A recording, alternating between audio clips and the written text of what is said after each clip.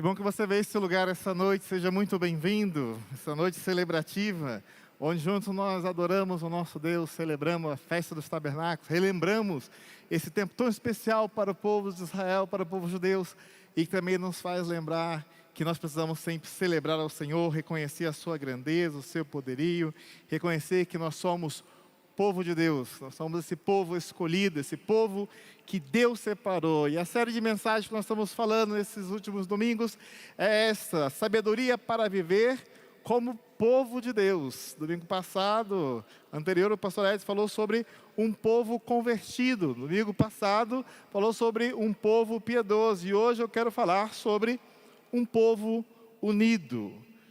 O que é ser um povo unido? Como nós devemos vivenciar essa realidade de pessoas tão diferentes que se reúnem nesse lugar, mas que Deus nos chama a ser esse povo unido. Então, eu quero pensar com vocês para iniciar 3 conceitos de diferentes pessoas e correntes de pensamento.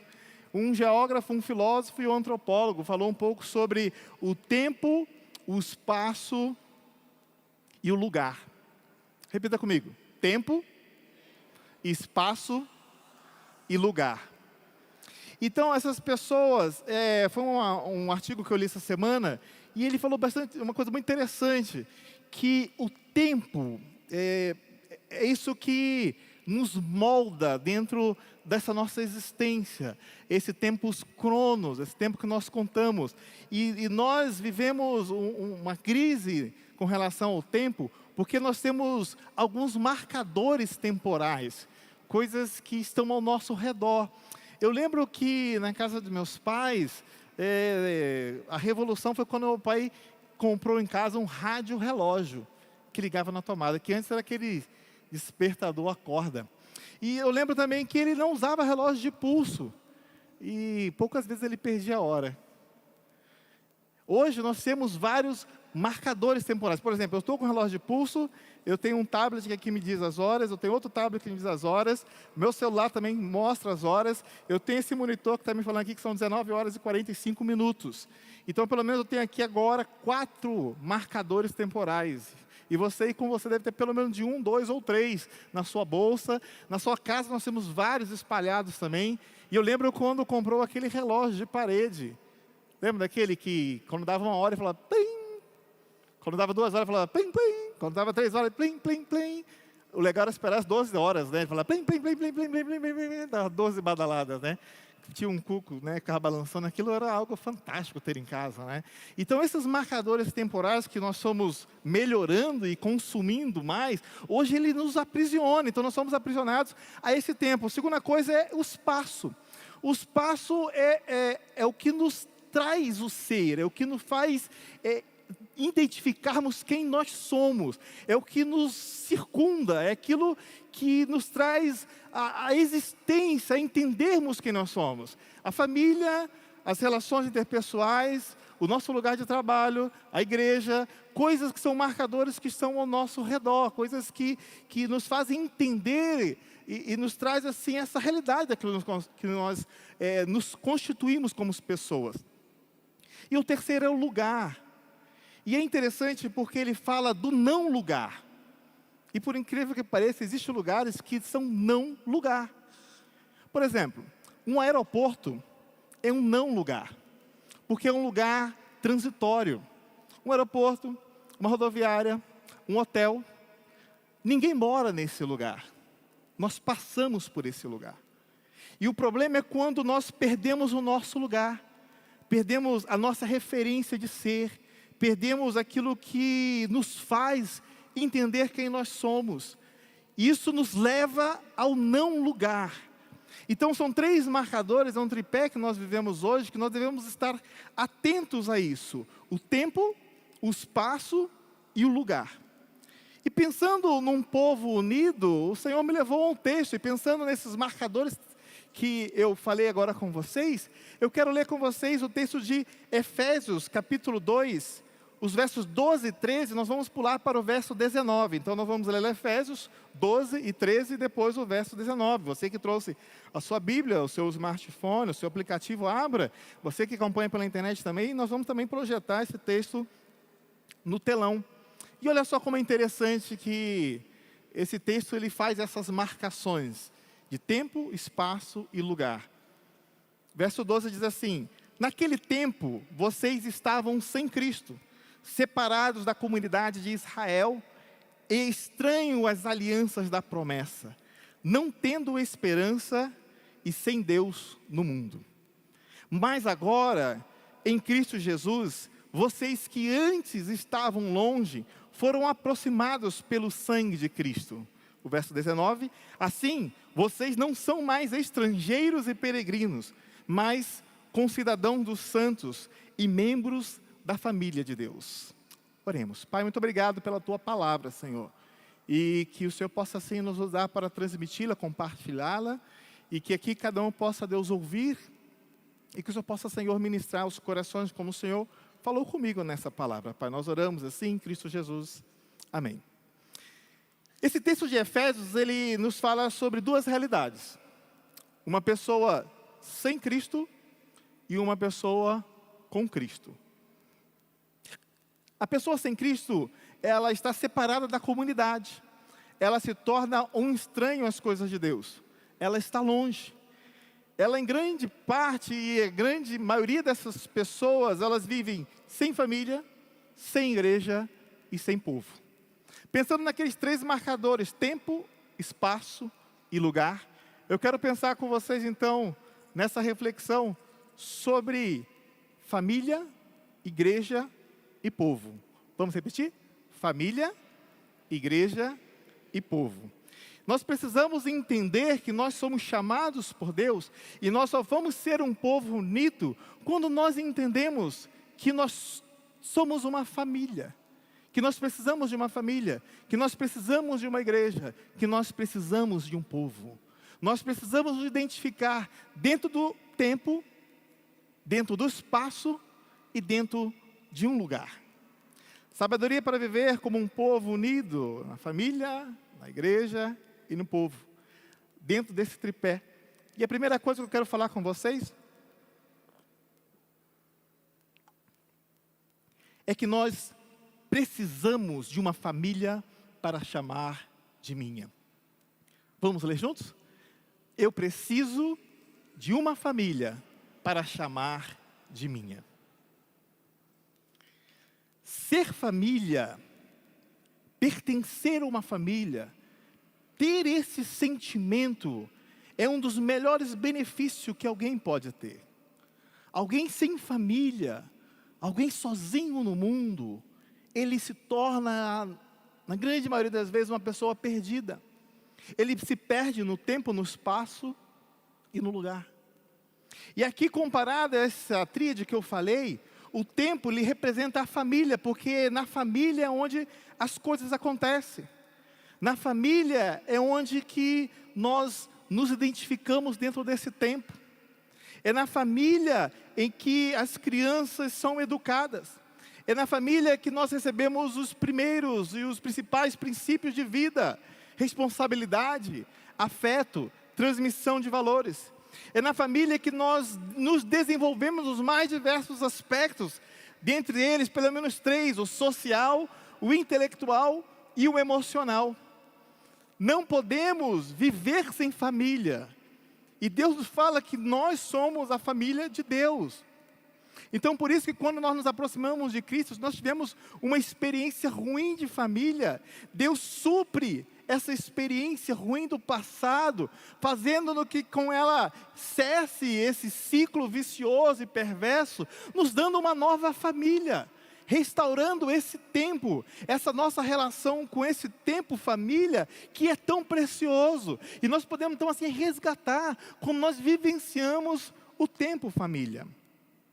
Porque a família, ela precisa ser um lugar que acolhe. A família precisa acolher as pessoas. As nossas famílias precisam acolher as pessoas de dentro da família. Nós estamos nos perdendo dentro da família. Estamos perdendo os nossos filhos. Estamos perdendo os nossos relacionamentos. Nós estamos perdendo os nossos casamentos dentro da própria família. A família tem que acolher. Independente daquilo que nós estamos vivenciando hoje, nós precisamos restaurar o ministério do acolhimento, do trazer para perto, do amar, do querer bem. E aí nós vamos assim ser essa família segundo o coração de Deus, essa família que se transporta para a vida da igreja, essa família que nós vivenciamos na vida da igreja. E aí, uma família para chamar de minha, é uma família que acolhe. Mas essa família que acolhe não é uma família que é negligente, não é uma família que deixa com que todas as coisas possam ser de qualquer jeito, sem os cuidados, mas ela se torna uma família que cuida, uma família que olha para dentro do seu núcleo familiar, olha para a esposa, para o esposo, para a família, para os filhos e busca cuidar. Não é verdade, Andréia? Isso mesmo, pastor. E aí dentro dessa família nós temos as nossas crianças. O que temos feito com nossas crianças? Como temos cuidado das nossas crianças? E a Andréia, ela cuida do departamento infantil aqui da Rede Kids da nossa igreja. E ela tem uma mensagem do Senhor para compartilhar conosco nessa noite. Eu gostaria então que ela compartilhasse com a igreja. Obrigada. Família é plano de Deus. Deus estabeleceu as famílias desde o princípio. Família é um lugar de descanso, de aconchego, lugar onde se aprende princípios e valores, lugar de amor. O Estatuto da Criança e do Adolescente, o ECA, diz que as famílias são responsáveis por garantir a saúde, a segurança, a educação e o bem-estar geral das crianças e de ensinar os valores e os comportamentos. Igreja, nós somos uma grande família. E a Rede Kids é um braço de apoio a essas famílias. O objetivo da Rede Kids é auxiliar as famílias a conduzir as crianças à salvação, formando nelas o caráter de Cristo.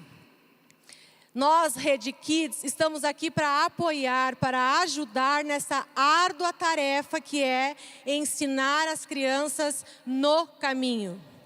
O Kids oferece nos domingos a EBA, que é a Escola Bíblia Aberta, no horário dos cultos. E nas terças a gente tem o Culto Kids. Também oferecemos o quintal de férias, a escola bíblica de férias, acampamento, palestra para os pais, discipulados para as crianças e atendimento aos pais e aos filhos quando necessário. Jesus, ele chama as crianças para perto de si. Lá em Lucas capítulo 18, no versículo 16, tem uma passagem que é bem conhecida de todos nós, que é quando Jesus estava pregando para uma multidão e algumas pessoas trouxeram crianças para perto deles. Os discípulos, com medo que essas crianças fossem incomodar Jesus, pediram para que elas se afastassem. Mas Jesus disse assim: deixem que os pequeninos venham a mim e não os impeçam, porque dos tais é o reino de Deus. O que estamos fazendo para ajudar as crianças que vivem perto de nós a se aproximar de Jesus? Eu gostaria de refletir junto com vocês, igreja, pais das crianças da nossa Rede Kids, algumas coisas que eu acho que são necessárias. Como está sendo a nossa postura em casa? Nós estamos lendo a Bíblia, nós estamos fazendo devocionais e os nossos filhos estão vendo nós fazer isso? Nossos filhos estão vendo nós termos intimidade com Deus? Nós estamos tirando um tempo para ler a Bíblia, para fazer devocional com os nossos filhos? Nós estamos ensinando os nossos filhos a terem intimidade com Deus? E aqui na igreja, eu estou levando o meu filho para o Culto Kids, eu acompanho o meu filho até lá na porta do auditório e abençoo ele para o tempo que ele vai ter lá em comunhão e aprender mais de Deus? Eu incentivo o meu filho a trazer a Bíblia para o Culto Kids? Ou eu deixo meu filho aqui na nave, caminhando para lá e para cá, indo no banheiro, tomando água, e eu não estou vigiando. Nós precisamos vigiar. Mas talvez alguns pais vão dizer assim: tia Andréia, meu filho não gosta de ir na Rede Kids. Você já separou um tempo para perguntar para você mesmo e até para o seu filho por que ele não gosta de ir na Rede Kids? E como que vocês tratam isso? Vocês agem como, tá tudo bem? Meu filho fica aqui na nave comigo e eu dou o telefone para ele e ele fica jogando um joguinho, vendo um vídeo, nada educativo? Não está tudo bem. E me perdoem por falar isso. E recebam essas palavras com todo o meu amor. As crianças que ficam aqui na nave com os pais, elas devem ficar sentadinhas, com respeito, ouvindo o pastor que está pregando. Se está acontecendo isso com os filhos de vocês, parabéns, está tudo bem, vocês estão no caminho certo. Mas ficar aqui na nave, jogando um joguinho, vendo um vídeo no celular, as crianças não estão recebendo alimento espiritual. Vamos pensar nisso. Mas aí meu filho então não quer ir na Rede Kids, o que eu faço? Venham conversar com a coordenação da Rede Kids. Vamos juntos preparar uma adaptação para essa criança. Talvez se faça necessário 1 ou 2 domingos que o pai ou a mãe fique lá na Rede Kids com a gente, para que a gente possa adaptar a criança, para a criança poder se sentir bem e segura lá. Talvez alguns pais até vão gostar e vão querer ser voluntários da Rede Kids, e eu vou ficar bem feliz. Também é importante preparar o coração da criança durante a semana. Falar para ela que é legal ir na Rede Kids, que é maravilhoso vir na igreja, que a gente aprende mais de Jesus aqui e que a gente lá na Rede Kids faz amigos. Porque a Rede Kids, além de ensinar a palavra de Deus, é um lugar onde a gente faz amigos. E amigos de verdade, amigos que compartilham da mesma fé, amigos para a vida toda.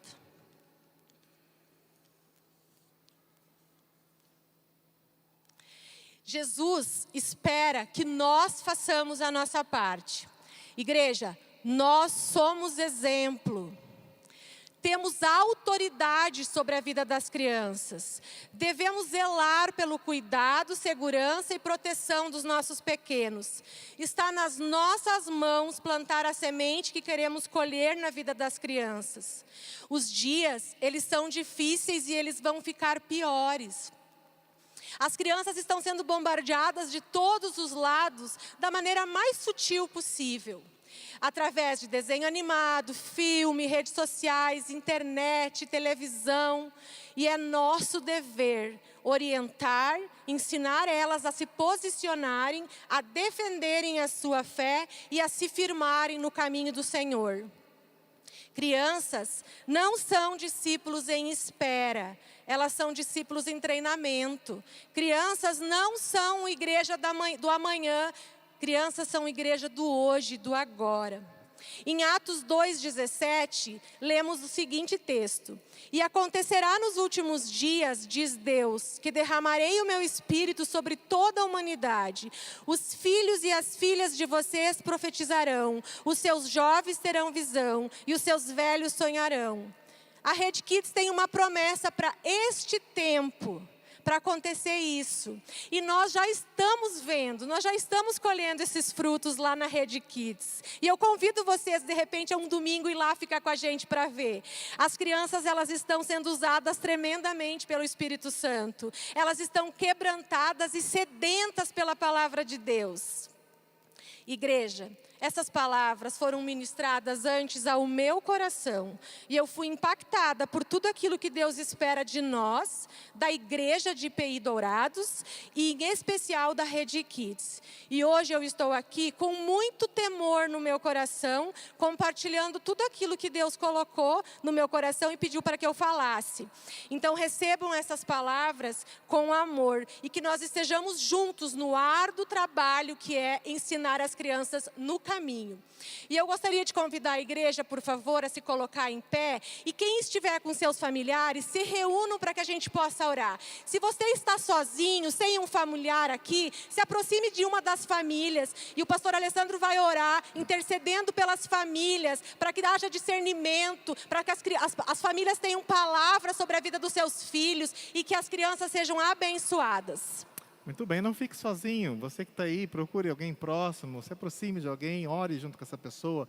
Se você também não tem filhos ainda, lembre dos seus sobrinhos, lembre dos seus amigos de trabalho, de crianças próximas a você, de adolescentes, pessoas que precisam do alcance do Senhor, principalmente as crianças. Por isso, Pai, no nome de Jesus, Senhor, essa palavra que nós ouvimos agora, nós queremos colocar as famílias no Teu altar, Senhor. Nós queremos colocar as crianças no altar do Senhor, Pai. Ó Deus, sabemos, e eu tenho filhos, Pai, como é árduo, Senhor, a criação, a educação, como nós temos que ser insistentes, buscar estratégias, buscar sabedoria do Senhor. Ó Deus, como nós nos preocupamos com o crescimento, com aquilo que eles ouvem na escola, com aquilo que eles serão quando crescer, com o seu desenvolvimento intelectual, emocional e principalmente espiritual. Pai, tenha graça, Senhor, sobre nossa vida, dê graça sobre nossas vidas e tenha misericórdia, Senhor, de nossas famílias. Nos ensina, Senhor, a cuidar dos nossos filhos. Obrigado pela vida da Andréia, pela equipe que trabalha com ela, Pai, que cuida dos nossos filhos, que busca ensinar os nossos filhos o caminho que devem andar, que isso seja um complemento às nossas famílias, mas que nós não possamos fugir de nossa responsabilidade, Deus, do acolher e do cuidar, Senhor, dentro da família, Pai. Nós oramos assim em Cristo Jesus. Amém. Amém. Deus te abençoe, você pode assim se assentar. Então, dentro dessa ideia que nós estamos trabalhando, a família é este lugar. A família representa essa marcação temporal. Nós precisamos de uma família. Nós precisamos de uma família para chamar de minha. Nós também precisamos de uma igreja para chamar de minha. Então, dentro dessa ideia, a igreja, ela representa o espaço. Você necessita, você não apenas precisa, mas você necessita de uma igreja. Você precisa de um lugar, você precisa de um endereço, você precisa se identificar, você precisa trazer sentido do que é corpo, do que é ser igreja. Você precisa ter esse significado na sua vida e você precisa amar, você precisa entender que você precisa de uma família para chamar de minha. Vamos repetir junto? Uma igreja para chamar de minha. Nós precisamos de uma família para chamar de minha e de uma igreja para chamar de minha. É a nossa identidade, é a nossa carteirinha, é o nosso RG, é a nossa denominação, é onde nós identificamos, olha, eu sou presbiteriano independente, eu pertenço à IPI de Dourados, eu sou cristão, eu sou evangélico, eu creio na palavra, eu vivo essa palavra e eu procuro caminhar nessa palavra. Hoje é um grupo que se chama de desigrejados. Essas pessoas, elas não cabem mais dentro da igreja. É interessante isso. Elas veem que praticamente está tudo errado. Elas vão e passam de uma igreja para outra e vivenciam várias experiências religiosas no mundo evangélico e de repente ela fala assim, olha, eu não caibo mais na igreja. A liturgia eu não concordo, a pregação está sempre errada, a parte financeira eu nunca concordo com nada, a liderança está tudo errada, nada funciona, então eu não quero mais igreja, eu vou ficar em casa. E eu vou ficar em casa e eu assisto quem eu quiser pelo YouTube, não me importa quem seja, não importa a denominação, o importante é que ele fala do amor de Deus, fala um pouco da palavra e eu fico em casa sentado ouvindo. Isso é uma grande artimanha de Satanás para iludir as nossas vidas e essas pessoas que estão sem igrejas.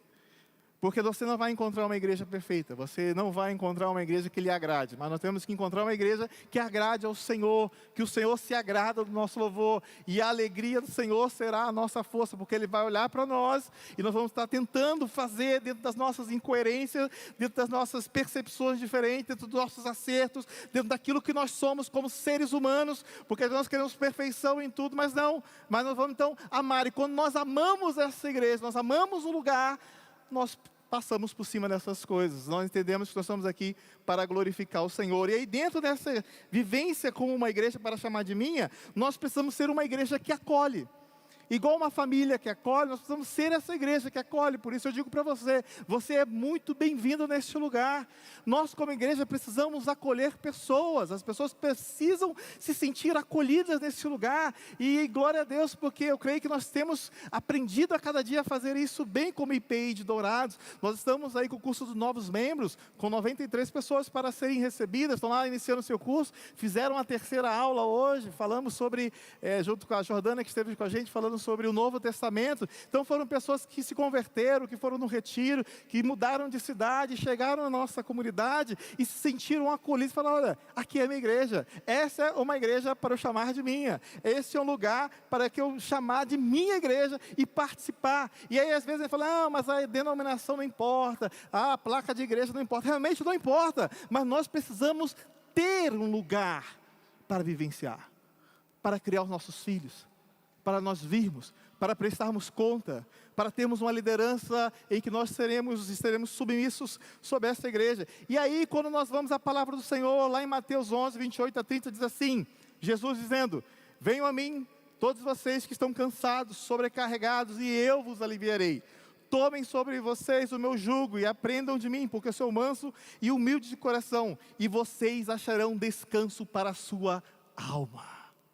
As pessoas estão com a alma cansada. Há 2000 anos atrás Jesus falou isso. E hoje nós temos muitas pessoas com a alma cansada. E ele diz no verso 30, porque o meu jugo é suave e o meu fardo é leve. Jesus acolhia as pessoas, independente de quem eram, independente de como pensavam, independente das suas atitudes, Jesus acolhia. Mas essa mesma igreja que acolhe, ela tem que ser uma igreja que ensina. Porque nós vamos acolher, mas nós não podemos continuar do jeito que nós estávamos. Nós precisamos aprender a ter uma caminhada de vida cristã. Nós aprendemos a aprender as disciplinas espirituais. Como ouvimos semana passada, nós precisamos aprender a ser piedosos. Nós precisamos ser um povo convertido, um povo piedoso e agora um povo unido. E nós precisamos ser uma igreja que acolhe, mas uma igreja que ensina.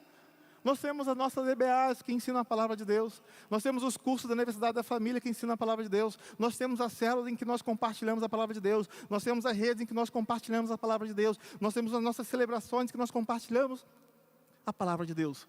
Nós ensinamos a igreja. Nós precisamos aprender. Nós precisamos aprender a ser igreja. Nós precisamos aprender a amar. Nós precisamos aprender a perseverar na doutrina dos apóstolos. Como diz Atos 2:42, 3.000 almas se convertem. E agora o que nós vamos fazer? Vamos perseverar nas doutrinas dos apóstolos. Vamos ver o que eles estão falando, o que eles falaram. Vamos ser igreja. Vamos nos institucionalizar, vamos estar juntos, vamos ter comunhão, vamos partir o pão e vamos perseverar na oração. Então a igreja primitiva no passado fazia isso, e nós como igreja precisamos fazer isso, precisamos ser essa igreja que acolhe, mas ser essa igreja que ensina. Isso vai trazer sentido para o meu espaço. Eu vou olhar para a minha identidade e vou falar, eu sou cristão, está aqui. Eu vou olhar para o meu passaporte, vai estar lá, eu pertenço a essa igreja. Eu pertenço a este lugar. Então o meu tempo é a minha família. O meu espaço é a minha igreja. Mas também eu preciso de um povo para chamar de meu. Vamos ler juntos? Um povo para chamar de meu.